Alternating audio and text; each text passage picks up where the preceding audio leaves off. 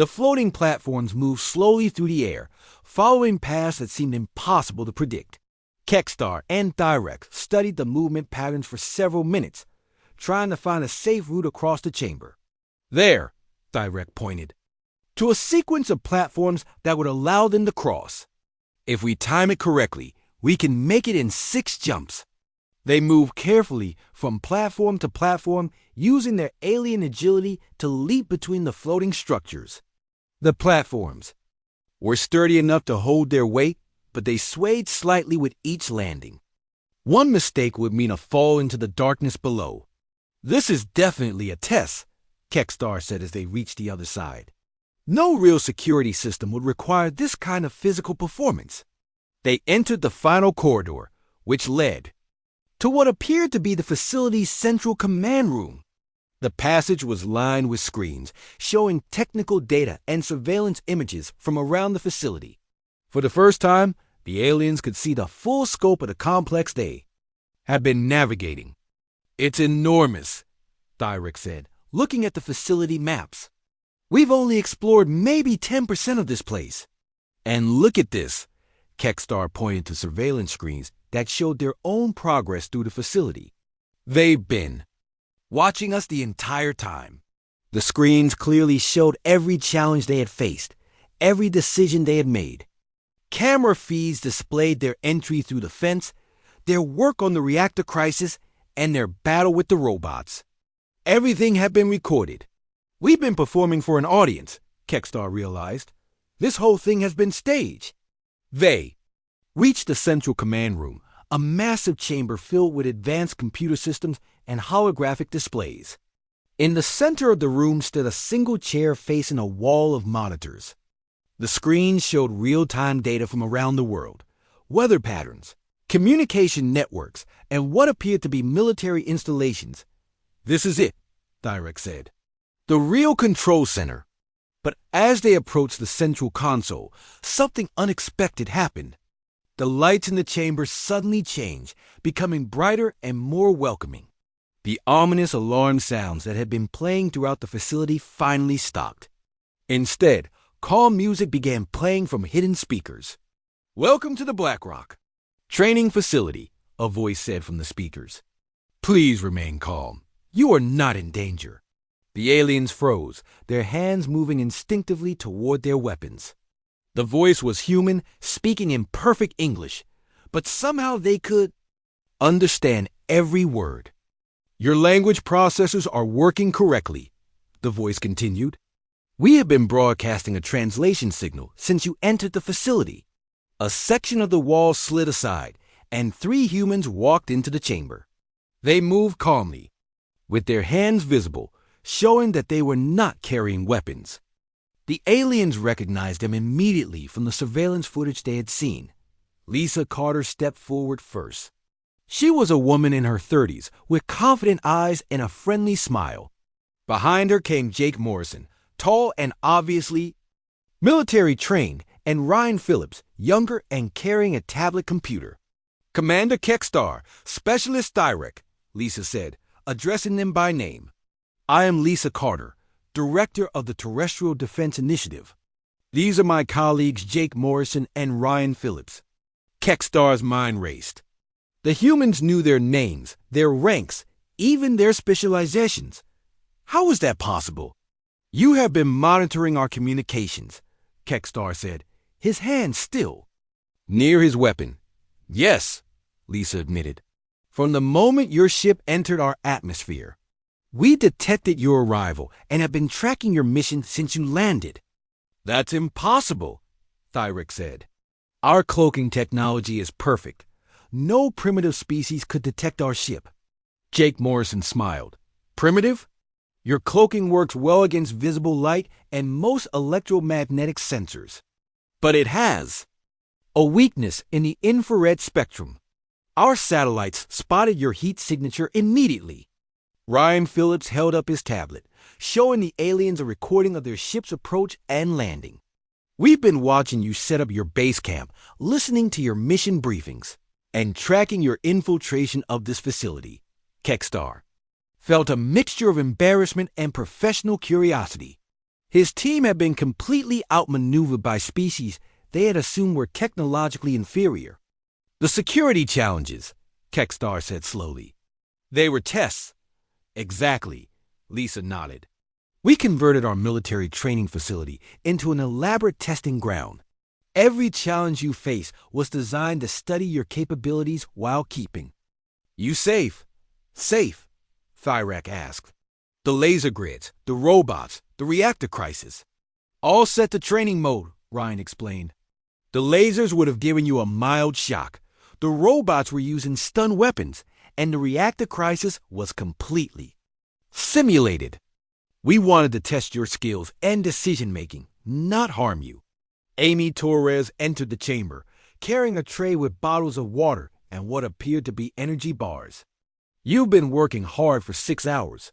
Thought you might be hungry. The alien stared at the offered refreshments in confusion. Their entire worldview was being challenged. These humans had detected their arrival, trapped them in an elaborate game, and now they were offering snacks. Why? Kekstar asked. Why didn't you simply capture us or eliminate us?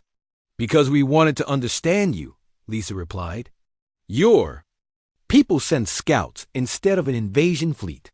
That suggested intelligence and caution. We decided to return the favor. Jake pulled up a chair and sat down casually. We've been preparing for contact with alien species for decades. When we detected your ship, we saw an opportunity to learn about each other without violence. You turned our reconnaissance mission into entertainment, Thyrak said, but there was no anger in his voice. He sounded almost impressed. More than entertainment, Ryan corrected. We learned that you're technically competent, physically capable, and most importantly, you have moral principles. When you thought our reactor was going to explode, you risked your mission to save human lives. That tells us you're not conquerors, Lisa added. You're explorers with ethics. That changes everything about how we approach this situation. Kekstar considered their words carefully. His mission had been to gather intelligence about human capabilities and intentions. In a way, the humans had accomplished the same goal regarding his people. What do you want from us? Kekstar asked. Conversation, Lisa said simply. We want to talk, to share information, to see if our species can coexist peacefully. You could have simply sent a message to our ship, Thyrak pointed out. Would you have believed it? Jake asked. If we had contacted you directly and claimed to be a spacefaring civilization, would your command have taken us seriously? Kekstar had to admit the human was right. If Earth had sent radio messages claiming to have advanced technology, the Zephyrian Empire would have dismissed them as primitive creatures with delusions of grandeur.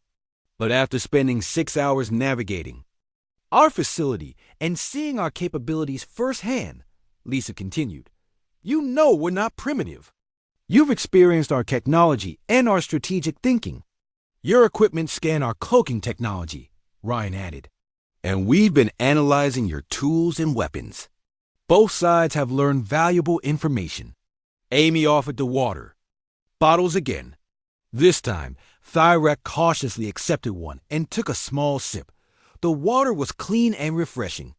Your colleague outside the facility, Lisa said. Valinix and Zormel. They're probably worried about you. How do you know their names? Kekstar demanded. We've been listening to your radio communications, Jake admitted. Your encryption is good, but not perfect.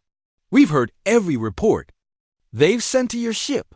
Ryan showed them another display on his tablet.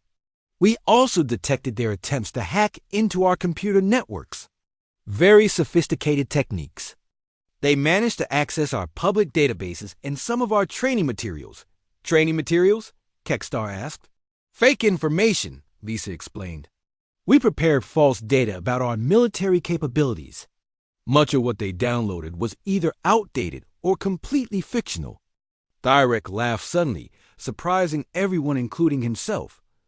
You fed us false intelligence while testing our abilities. That's brilliant strategy. We prefer to think of it as creative problem solving, Amy said with a grin. Kekstar made a decision. I want to contact my team. They need to know what's happening here. Of course, Lisa agreed. But first, let me ask you something. Your mission was to determine if humans are a threat to the Zephyrian Empire. What will you report? The alien commander thought for a moment. I will report that humans are more advanced than our intelligence indicated. That you detected our presence immediately and responded with strategy rather than violence.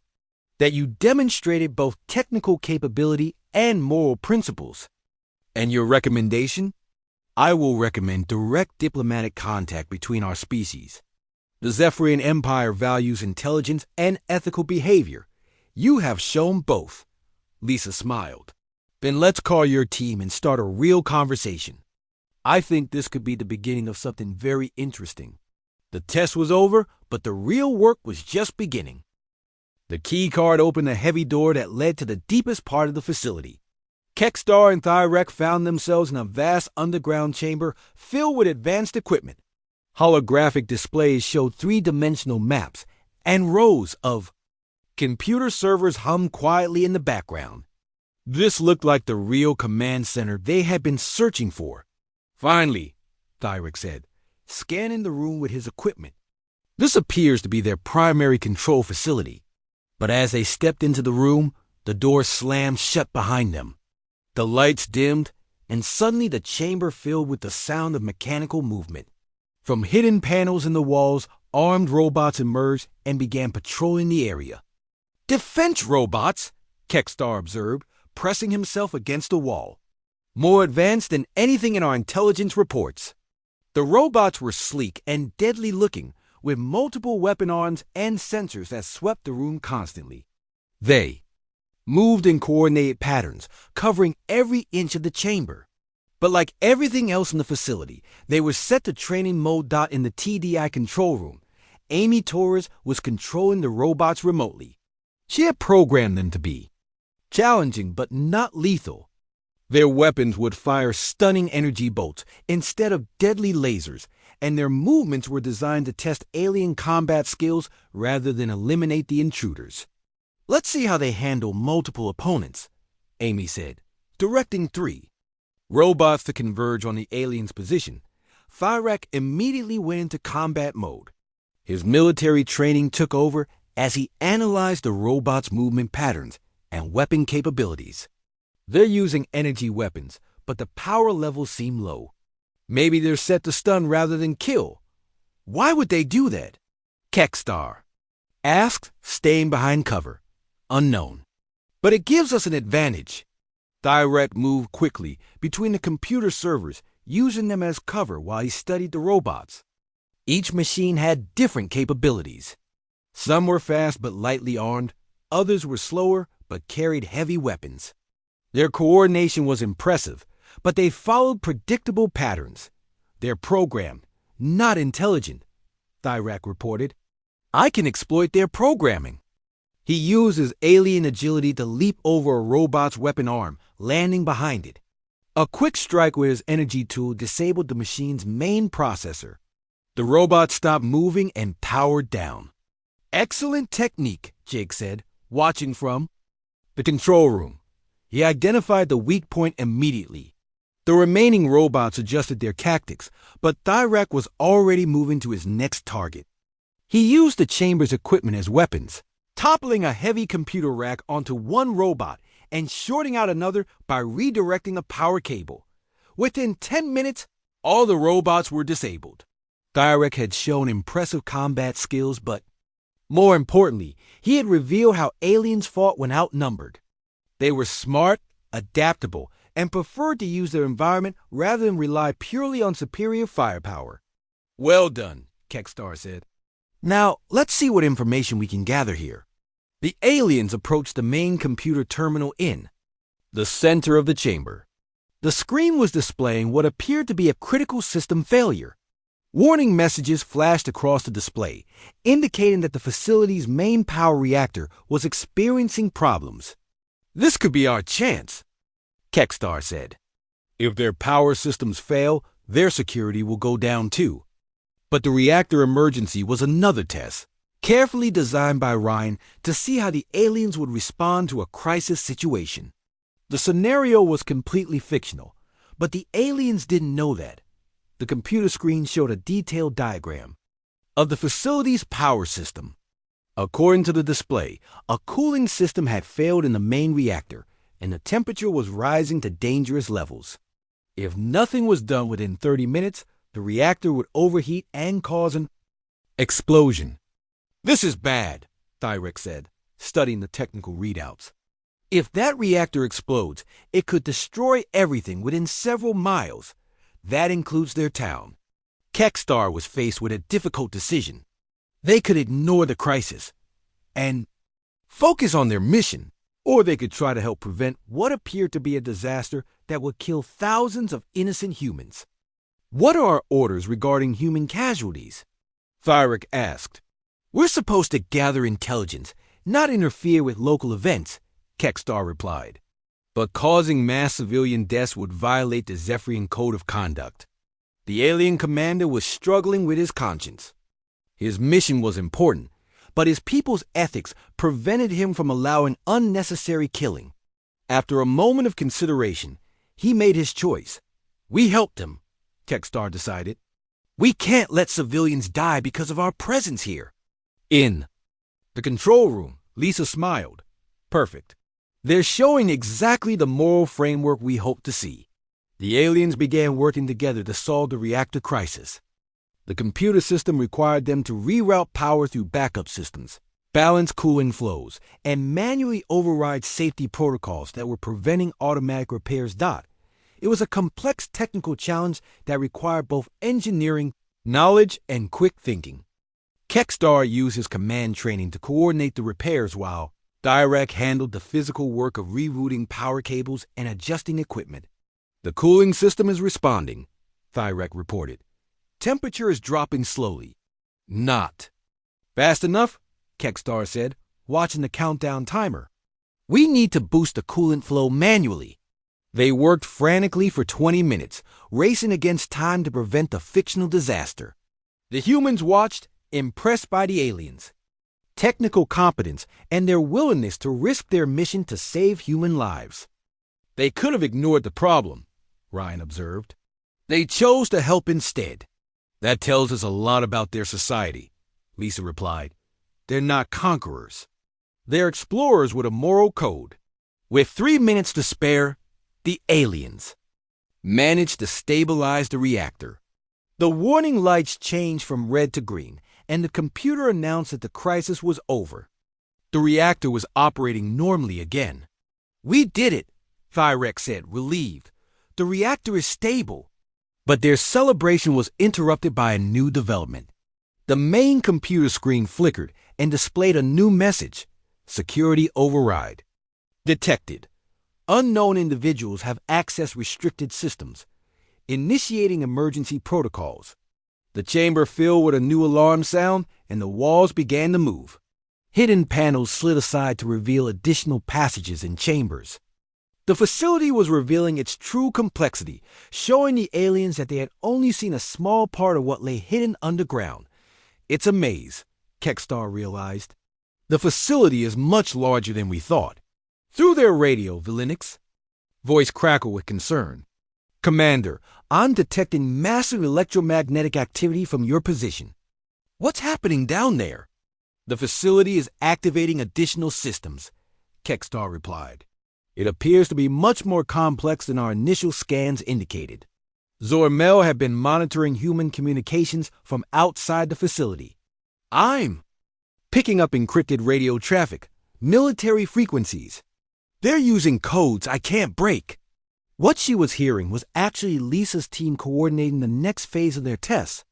But to the aliens, it sounded like a major military response was being organized. "We need to move," Kekstar decided. "This place is becoming too dangerous." They chose one of the new passages and began moving deeper into the facility. The corridor led them through areas that looked different from what they had seen before. These sections appeared newer, more advanced, with technology that seemed beyond what they expected from humans. "Look at these displays," Thyrex said, pointing to holographic interfaces that responded to hand gestures. "This is very sophisticated technology." "Too sophisticated," Kekstar agreed.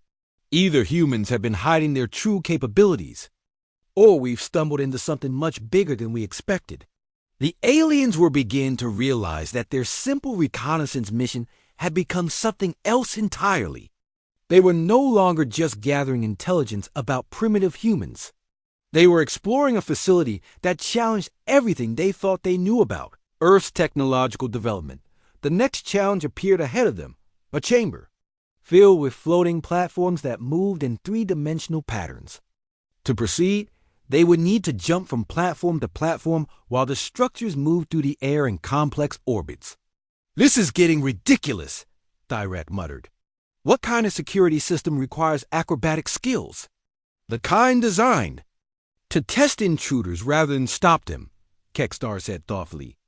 "I'm beginning to suspect we're not dealing with a normal military facility." "What do you mean?" "I think we're being tested. Someone knows we're here, and they're putting us through increasingly difficult challenges to see what we can do." Thyrak, consider this possibility. You think the humans detected us from the beginning? It's possible. They may be more advanced than we thought. As they prepared to attempt the floating platform challenge, both aliens were starting to understand that their mission had taken an unexpected turn. They were no longer the hunters gathering intelligence about their prey. They had become subjects in an elaborate experiment designed to test their capabilities. But they were committed now. The only way out was forward, through whatever challenges. The humans had prepared for them. The game was becoming more complex with each level they completed. The red lights flashed in the underground room where Kekstar and Thyrak stood trapped. The alarm continued to sound, but after 10 minutes, it suddenly stopped. The lights changed back to normal white, and they heard a mechanical click as the door unlocked. "That was strange," Thyrak said, checking his scanner. "The security system activated, then deactivated itself." Kekstar was suspicious. Maybe it was just a sensor malfunction, or maybe the humans are testing their systems. They opened the door carefully and looked into the corridor. Everything appeared normal, but new lights had activated along the walls, creating a path that led deeper into the facility. The aliens didn't realize that the humans were guiding them exactly where they wanted them to go. In the TDI control room, Lisa watched the aliens on multiple camera feeds. Every step they took was being recorded and analyzed. Ryan had created a complex path through the facility that would test different aspects of alien capabilities. "They're being very careful," Jake observed. "Professional soldiers. They're not rushing into anything." "Good," Lisa replied. "That means they'll take time to solve each challenge properly. We'll get better data that way." The aliens moved down the corridor, following the lighted path. They reached a heavy metal door marked with warning symbols. When Thyrak tried to open it, they discovered it was sealed with an electronic lock that required a numeric code. 6 digits, Thyrak reported, examining the keypad. This could take hours to crack. But Kekstar noticed something interesting. There were scratches on the metal around the keypad, and some of the numbers were more worn than others. "Look at the wear patterns. Humans have been using this lock regularly. The most worn numbers are 1, 9, 4, and 5. The year 1945. Thyrak said immediately, a significant date in human history. The end of their Second World War. They entered the code, and the door opened with a soft hiss. Inside was a narrow corridor with another challenge waiting for them.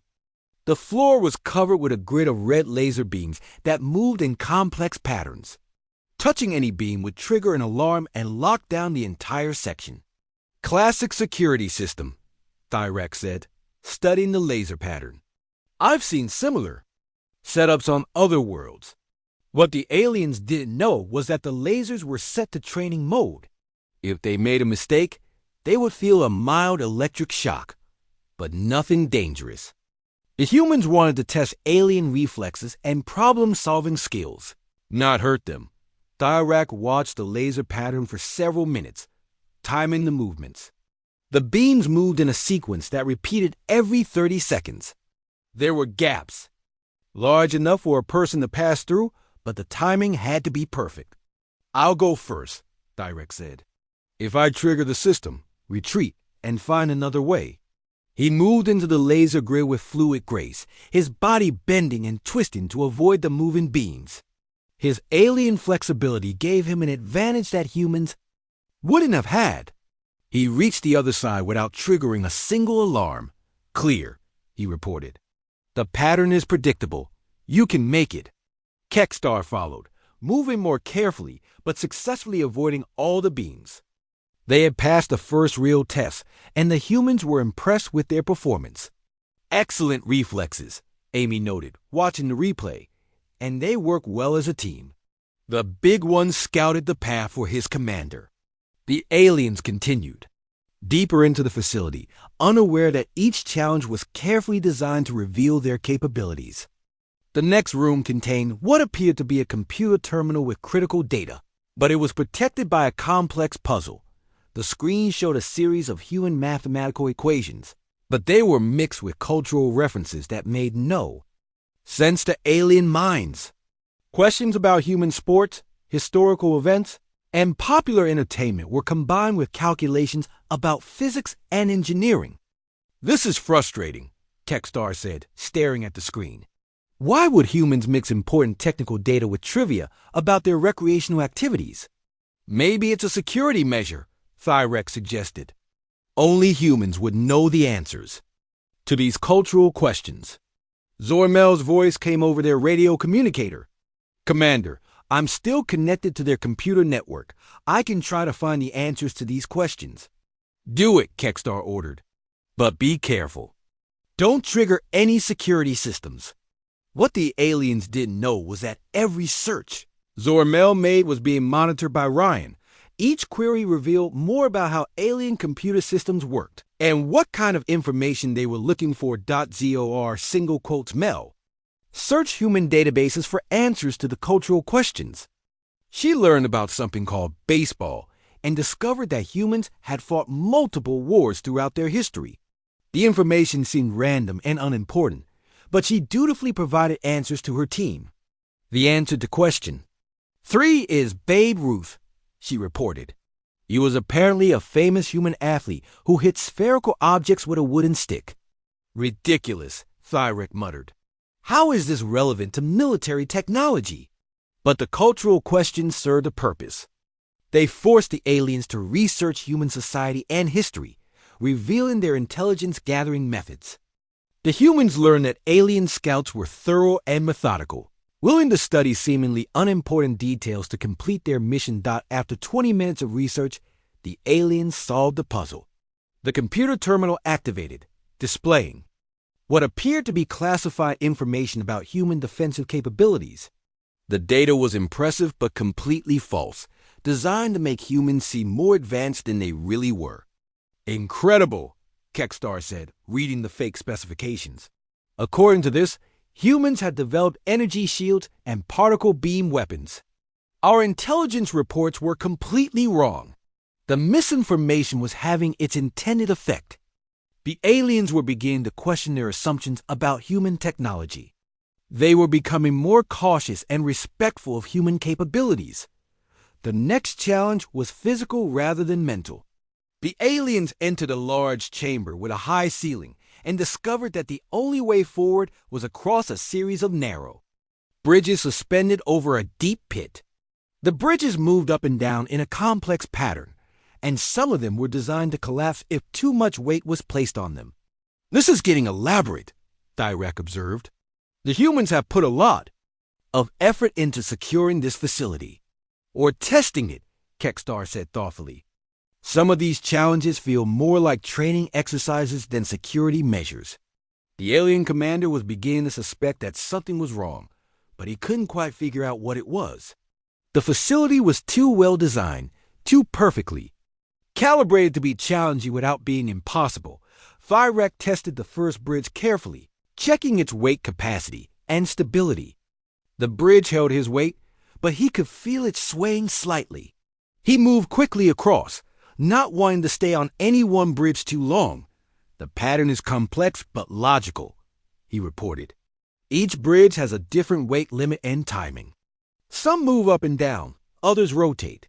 But there's always a safe path if you time it correctly. The aliens worked together to cross the chamber. Thyrak went first, testing each bridge and calling back instructions to Kekstar. Their teamwork was flawless, each alien covering the other's weaknesses. "They're good," Jake admitted, watching the aliens navigate the bridge puzzle. "Very good. If these were real security measures, they'd still find a way through. That's the point," Lisa said. "We're not trying to stop them. We're trying to understand them. And they're definitely not primitive." The aliens reached the other side of the chamber and found themselves in front of another locked door. This one required a different approach. Instead of a numeric code, it needed a key card that could only be obtained by solving a series of riddles hidden throughout the facility. "Scavenger hunt," Amy said, recognizing the setup. They have to backtrack and explore areas they might have missed. The aliens spent the next hour searching the facility, finding hidden compartments and secret passages. Each clue led to the next, creating a complex web of puzzles that tested their observation skills and logical thinking. During their search, they discovered more fake evidence of human technological advancement. Prototypes of weapons that didn't exist, blueprints for impossible machines, and research notes about fictional scientific breakthroughs. "This changes everything," Kekstar said, studying a fake document about human space travel capabilities. "If this information is accurate, humans are only pretending to be primitive. They may be more advanced than we are." "Should we abort the mission?" Thyrak asked. "No," Kekstar decided. "We need to gather as much information as possible. The Empire needs to know what we're really dealing with." The aliens collected the final clue and assembled the key card needed to open the next door. They had successfully completed the third major challenge, but they were beginning to realize that they might be facing an opponent far more dangerous than they had imagined. Unknown to them, the humans were learning just as much about alien capabilities. The TDIT now understood how aliens thought, how they solved problems, and how they worked together under pressure. "They're ready for the next phase," Lisa announced. "Time to see how they handle direct confrontation." The game was about to change again. Lisa Carter stood in the control room of the Terrestrial Defense Initiative, watching multiple screens that showed the alien scouts preparing for their mission. The 4 aliens moved around their hidden ship with military precision, checking weapons and equipment. They had no idea that human technology was already inside their cave, recording everything they did. "They're planning to hit the Black Rock facility," Jake Morrison said, adjusting his headset. "Our audio pickups caught their entire conversation. They think it's an abandoned weapons factory." Lisa smiled. The Black Rock Industrial Complex was actually one of the most advanced training facilities in the world. It had been built to test human soldiers against impossible scenarios. Now it would serve a different purpose. "Perfect," Lisa said. "Ryan, how long do you need to convert the facility?" Ryan Phillips looked up from his computer, his fingers still typing commands. "Give me 6 hours. I need to switch all the lethal systems to training mode and set up the recording equipment. The aliens won't know the difference." "What about the scenario?" Amy Torres asked. She was already packing her gear, eager to get to the facility. "Do we make it look like an active military base or a storage facility?" Lisa thought for a moment. "Both. We'll make it look like a storage facility on the surface, but with active defenses that suggest important materials are kept there. The aliens will think they found something valuable, and they'll want to dig deeper." The plan was simple but brilliant. Instead of capturing or killing the alien scouts, the humans would let them break into the facility. Every step would be recorded and analyzed. The aliens would face increasingly difficult challenges designed to test their abilities while revealing their technology and tactics. "This is either the smartest thing we've ever done or the dumbest," Jake muttered. But he was already checking his equipment. As a former Navy SEAL, he understood the value of learning about an enemy before fighting them. "It's smart," Lisa said confidently. These aliens chose to send scouts instead of an invasion force. That means they're careful and intelligent. They want to understand us before deciding if we're a threat. We're going to return the favor. The team loaded their vehicles and drove toward the Black Rock facility. The complex was hidden in a valley between two mountains, connected to the outside world by a single road. From the air, it looked like any other industrial building. But underground, it contained some of the most advanced technology on Earth. Ryan worked quickly to modify the facility's systems. He changed the deadly laser grids to training mode, where they would sting but not kill. The automated defense robots were programmed to use stunning weapons instead of lethal ones. Every trap and puzzle in the facility was adjusted to be challenging, but not impossible. The aliens are good, Ryan said, watching their ship on his monitors. But they're not perfect. Their cloaking technology has a weakness in the infrared spectrum. We can track them even when they're invisible. Amy was setting up what looked like a storage area filled with fake military equipment. Boxes labeled with warnings about dangerous weapons were actually filled with old computer parts. Filing cabinets contained documents that looked classified, but were actually training materials from military schools. The key is to make everything look real. But not too real, Lisa explained. We want them to think they're stealing important secrets, but we don't want to actually give them anything useful. Jake was working on the facility's exterior, making it look like a place that had been abandoned for years but was still being used for storage. He scattered old equipment around the building and made sure some of the lights were broken. But hidden cameras were watching every entrance, and motion sensors covered every possible approach dot as the sun set. The alien scouts began their mission. Kexstar had divided his team into pairs for the infiltration.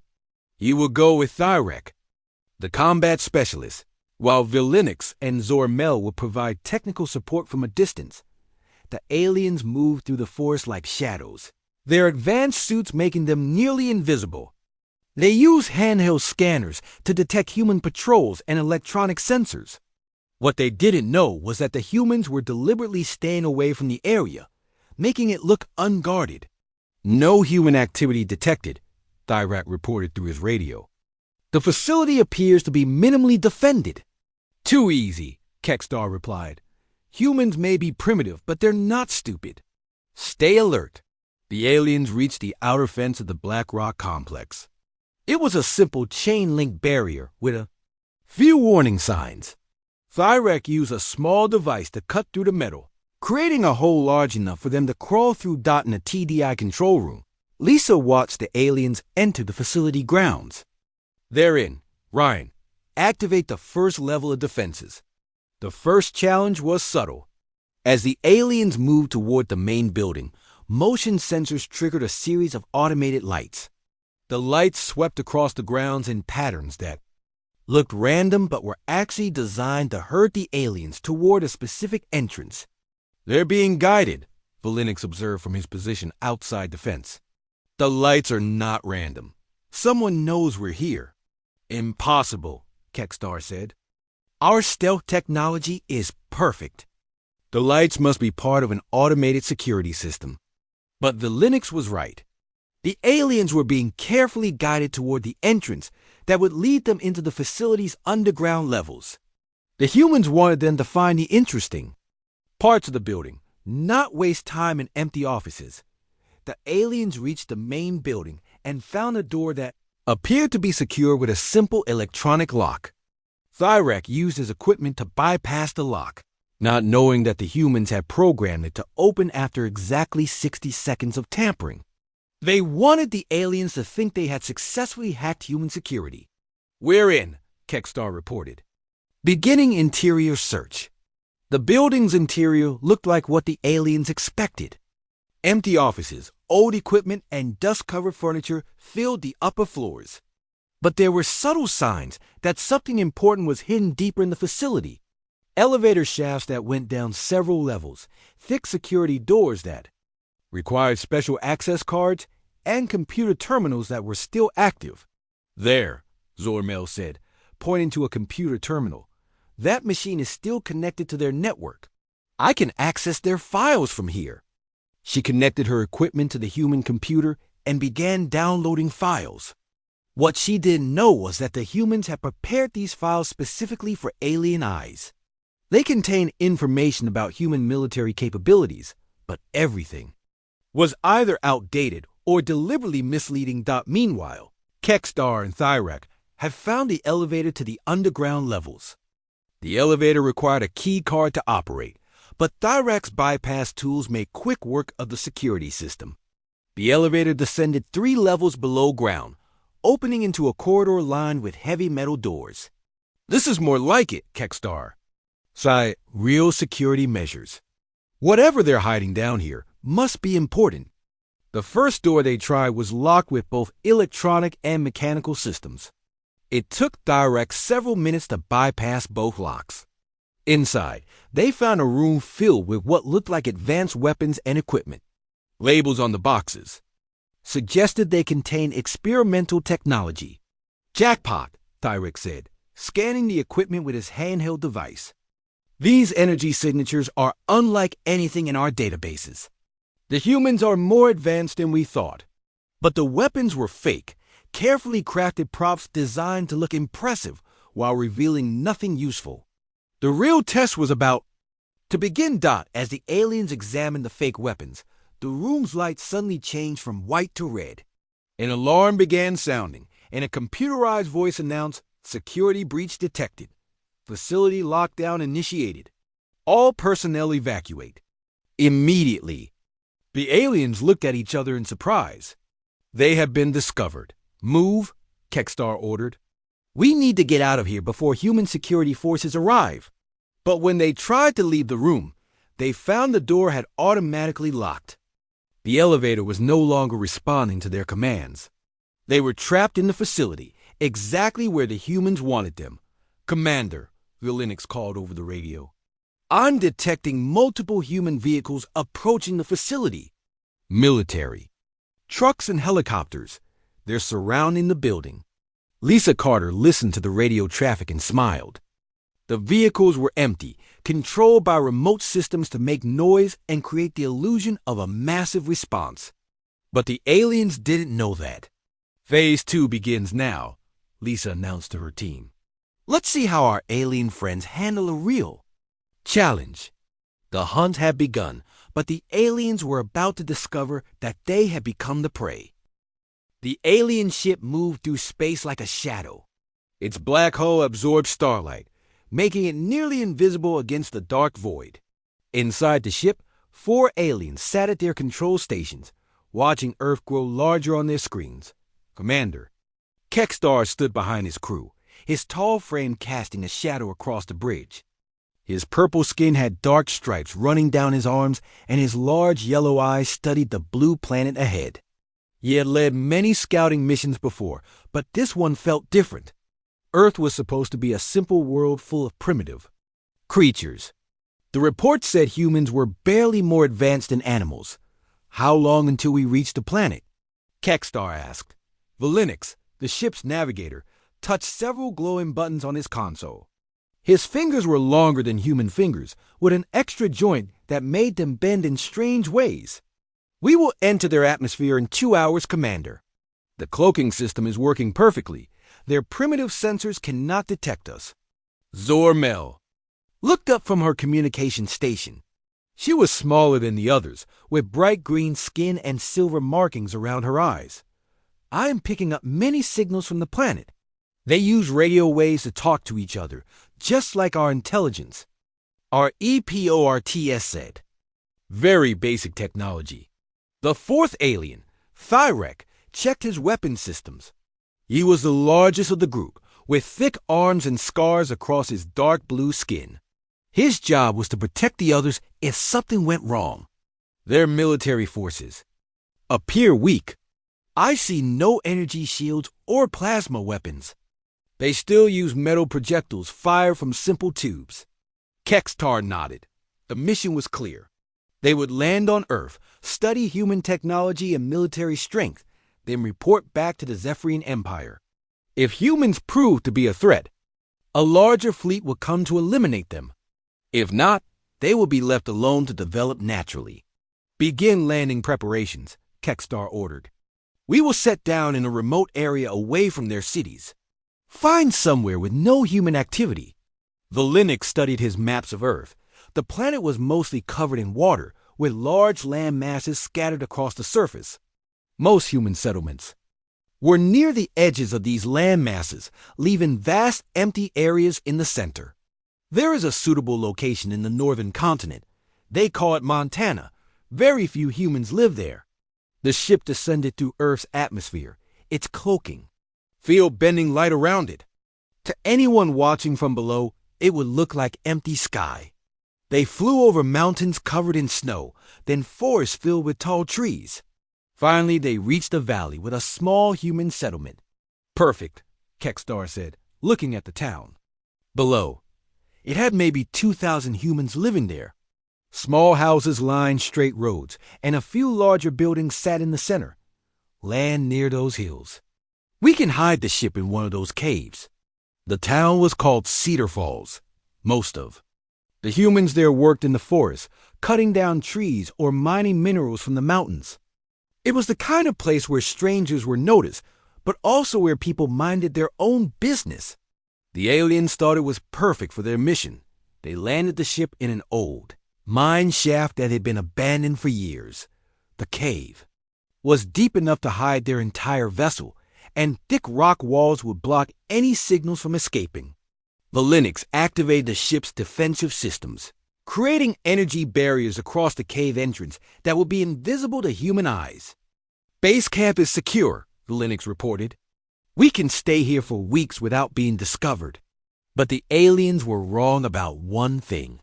Their ship had been detected the moment it entered Earth's atmosphere. Hidden sensors scattered across the planet had tracked their approach, analyzed their cloaking technology, and reported their landing site to a secret organization 200 miles away. In a building that looked like an ordinary office complex, Jake Morrison sat at his desk watching. Alien energy signatures on his computer screen. Jake was a former Navy SEAL who had joined the Terrestrial Defense Initiative 5 years ago. The TDI was a secret group that monitored Earth for exactly this kind of threat. "Lisa, you need to see this," Jake called across the room. Lisa Carter walked over to his desk. She was the leader of their team, a woman in her 30s with short brown hair and sharp blue eyes. She had been tracking unusual electromagnetic readings for weeks, and now they finally had confirmation. "4 life signs," Jake said, pointing at his screen. "The ship is about 80 feet long, definitely not human technology. They landed in the old Black Rock mine outside Cedar Falls." Lisa studied the data. "Scouts, not an invasion force. They're probably here to study us before reporting back to their leaders." "Should we eliminate them?" Jake asked. "We could have a strike team there in 6 hours." Lisa shook her head. "Not yet. This is an opportunity. We've been preparing for something like this for years. Let's see how good our alien friends really are." She walked to another desk where Ryan Phillips was working on his computer. Ryan was their technology specialist, a young man with thick glasses and fingers that moved like lightning across his keyboard. "Ryan, I need you to activate the Black Rock facility. Full defensive systems, but set them to training mode." Ryan looked up, confused. "Training mode? But there are actual aliens in there." "Exactly," Lisa smiled. "We're going to turn their scouting mission into a game. I want to see how they handle our defenses when they think they're infiltrating a real military installation." At the 4th desk, Amy Torres looked up from her explosives manual. She was a demolitions expert who had served in the Army before joining the TDI. "Are you seriously suggesting we let them break into our facility?" "That's exactly what I'm suggesting," Lisa said. "We've spent millions of dollars building training scenarios for human soldiers. Let's see how they work against alien scouts. If they're as primitive as we think, they'll never make it past the first level. If they're more advanced, we'll learn valuable information about their capabilities." Jake leaned back in his chair. "And if they're too advanced and they escape with classified information, then we'll know we're dealing with a real threat," Lisa replied. but I don't think that's going to happen. Look at their approach. They landed in an old mine shaft and think they're hidden. Our sensors picked them up from orbit. They're using technology we can detect and counter. Back in the mine shaft, the aliens were setting up their equipment. Kexstar watched his team work with professional efficiency. They had done this many times before on other worlds. The routine was always the same. Establish a base, gather intelligence, report back to the Empire.zor single quotes Mel had connected to the local human communication networks and was listening to their radio transmissions. They are very chatty, she reported. They talk about weather, sports, and something called politics. No military communications detected. Direct was checking his weapons and scanning equipment. The area appears secure. No human patrols in the immediate vicinity. However, I am detecting some unusual energy readings from the east.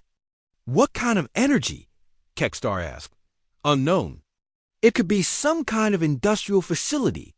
The humans might be more advanced than our reports indicated. Linux looked up from his computer. I have found what appears to be a military installation, approximately 12 miles from here. It is called the Black Rock Industrial Complex. According to human records, it was a weapons manufacturing facility during their last major war. Abandoned? Kexstar asked. The records are unclear. It might still be operational, or it might be a storage facility.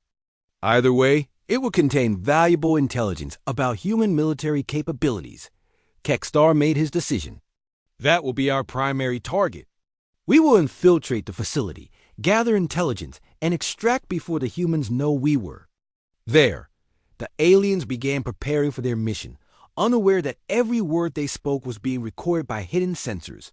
Their abandoned target was actually a fully operational training facility, now being converted into the most elaborate trap ever set for an alien species. The game was about to begin.